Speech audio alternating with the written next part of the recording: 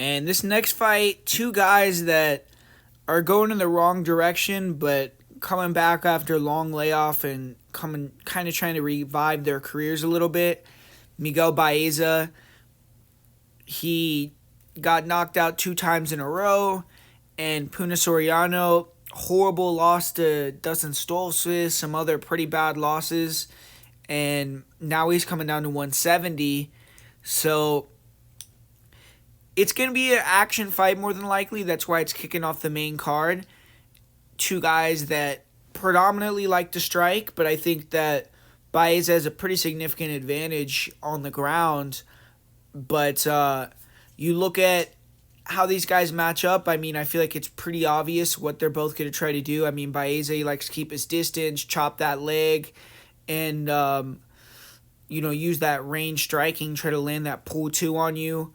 He can really be low volume though. I mean, that's what I kind of originally I was thinking maybe I would go with Baeza as a bet. I still think he could maybe get a submission. I think he definitely has a big edge on the ground, but I don't trust him to wrestle.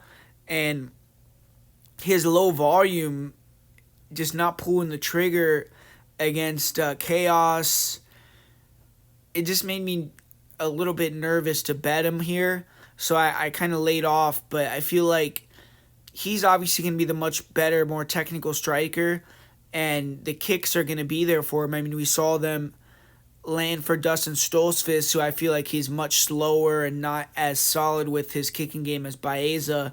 And I just didn't like how Soriano looked at all in that Stoltzfus fight, man. I thought that he was very lackadaisical in that fight. He didn't get off to a fast start. It seemed like he was trying to fight more of a composed, smart style, and then once Stoltzfus landed some body kicks and Soriano didn't get anything going, he still got tired, and then Stoltzfus finished him. So in order to win this fight, I think Soriano needs to go back to that marauder kind of style that he used to have, where coming forward, that kind of low stance, high guard, trying to slip and rip with big left hooks and try to connect on Baeza, put that pressure on him, and maybe even if you don't connect, but it's a forward pressure in a low volume fight that could get you the victory for Soriano. So Soriano needs to just need to press and be aggressive, have that cardio, but Soriano's takedown offense is okay, but I don't think he's going to take down Baeza. He just doesn't set the takedowns up well enough, and